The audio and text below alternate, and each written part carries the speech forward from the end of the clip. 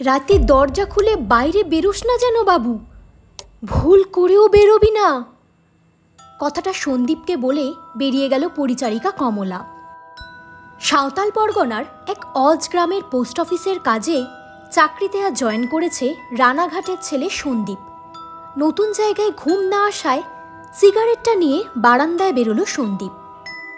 রাতে মালভূমির ঠান্ডা হাওয়ার সাথে ভেসে আসছে মহুয়ার মাতাল করা গন্ধ। ঘোরটা কাটল একটা মেয়েলি ডাকে, তু নতুন পোস্ট বাবু না? এত রাতে বাইরে কেন? তোকে কমলা মা বারণ করেনি রাতে বেরোতে? বলেছে, কিন্তু আমিও সব মানি না, বলল সন্দীপ। না রে বাবু, সত্যি। মেয়েটা কথা বলতে বলতে খোলা বারান্দাটায় উঠে এলো। সন্দীপ নিমেষহীন পলকে দেখছে মেয়েটাকে।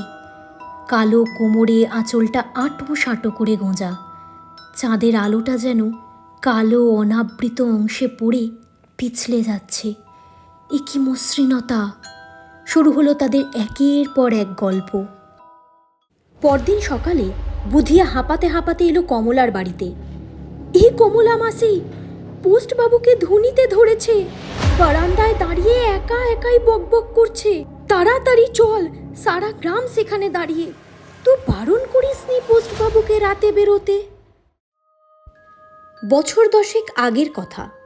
গ্রামের এক যুবক একদিন বাঁধের ধারে ধনীকে দেখল একটা শহরের ছেলের সাথে গল্প করতে। বুঝতে বাকি রইল না, গ্রামের সবচেয়ে সুন্দরী ধনী প্রেম করছে। গ্রামের লোকজন নিয়ে সে সেখানে হাজির হলো। আর কোনো কথা ছাড়াই ধনীর সামনেই পিটিয়ে হত্যা করা হলো ছেলেটিকে। ধনী প্রায় উন্মাদের মতো কাঁদতে কাঁদতে ছেলেটিকে শেষবার দেখে দৌড়ে গিয়ে বাড়িতে ঢুকলো আর চিৎকার করতে লাগলো, তোদেরও কাউকে আমি ছাড়বো না, তোদেরও গল্প করতে হবে আমার সাথে চিরটা কাল, পাগল হবি সবাই তোরা।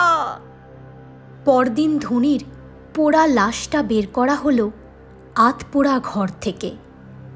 সেই থেকে ধনী রোজ রাতে খোঁজে নিজের গল্প করার সঙ্গীকে, আর সেই গল্প চলে অনন্তকাল ধরে।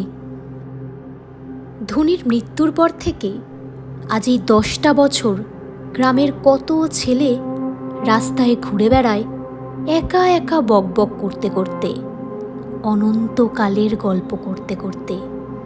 গ্রামবাসীরা তাদের বলে বদ্ধ উন্মাদ।